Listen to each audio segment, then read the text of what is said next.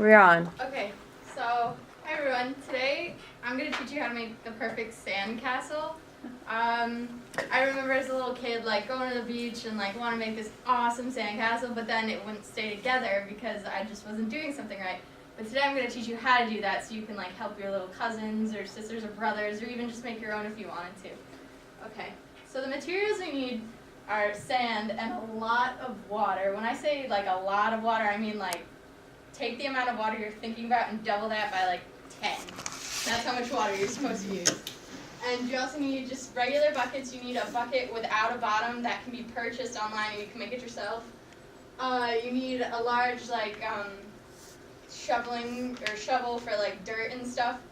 And then tools for carving, lots of sunscreen time because I've gotten pretty bad sunburns from just staying out sandcasting all day, and then a lot of patience is needed for this process because it takes a pretty long time. Alright, so here are the buckets and forms. There are a couple ways to hold the sandcastle together. You can use this yellow one. I like that one the most.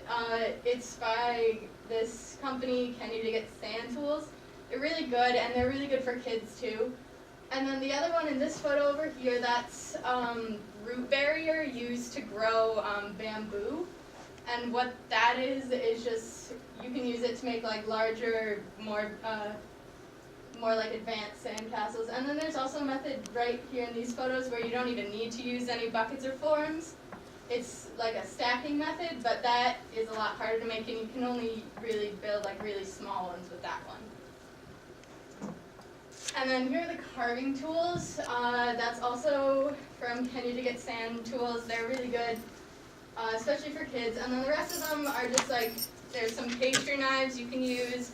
I'm sure you can get those at any cooking store, or you can get any of the other tools online. And then these tools down here are used for fine carving and adding lots of detail to the castles. But that's for really advanced sand castle building, I guess. Alright, so the first step is to prepare your surface. What you do is you make a flat surface and make it as even as you can so the sandcastle won't fall over or anything. And then you have to pour water on it so it's nice and damp. And then you're going to have to just fill every single bucket you have with water just to make sure you have it for the entire time. And also one thing is you have to make sure to pick a patch of sand that doesn't have a lot of rocks or shells in it, because there's one shell in your sandcastle. Someone's going to see it and just be like, oh, let's pull that out. It doesn't look good, and that's going to make the entire thing collapse. Alright, so step one is you turn the bottomless bucket upside down, and you fill it halfway with sand, and then you pour water on that, half to an entire bucket of water, and mix it until it's the sand has thoroughly sucked up the water, and you pat that down and repeat that step until your bucket is totally full. And now the key to a perfect sandcastle is a lot of water to make it nice and moist so it sticks together, and then packing it down almost so it's as solid as concrete, because that's the key so it doesn't fall apart. Okay, step two is to fill a bucket with a bottom filled halfway with sand and water, and just let it sit there so it can soak up the water. And then from this bucket you'll take it and plop it on top of your pile of sand, like in this photo here. You keep repeating that until you get the height you want.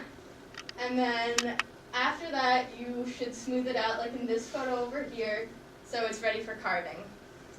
And before you move on into carving, there's a kind of dangerous, iffy step. It's to remove the bottomless bucket from your sandcastle. And you have to do this very slowly and carefully. But if you have done everything correct, if you added enough water and you packed it enough, it should totally stay together. And here's just a photo of the bigger form being removed, which is often kind of very nerve-wracking.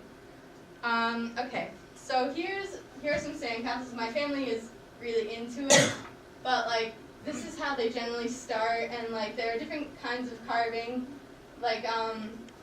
There's this one tool, it's a scooper that you can use to make windows, and so what you just have to do is you have to make sure the sand is very moist and really packed, and then you can just let your creativity flow and carve it however you want.